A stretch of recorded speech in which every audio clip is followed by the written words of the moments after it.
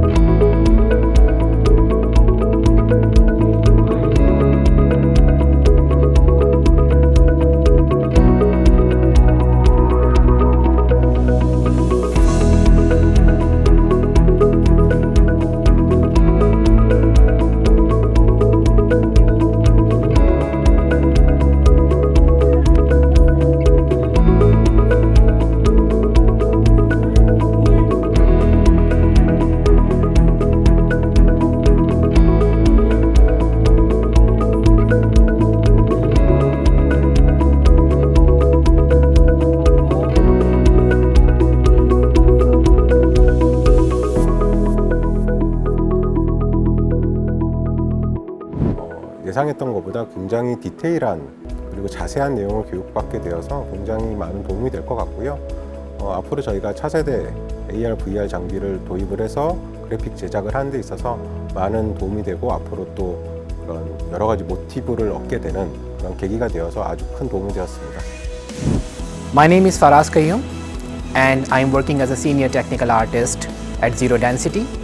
My responsibilities mostly are for training, education, and demonstration,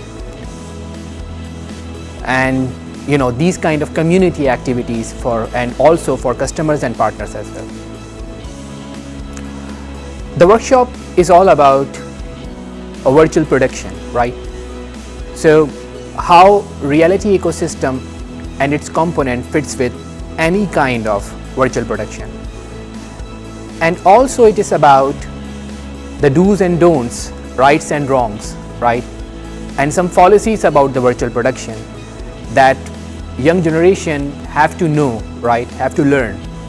So yeah, we covered almost all the aspects of virtual production, including the graphics operation, green screen compositing pipeline, augmented reality pipeline as well. Yeah.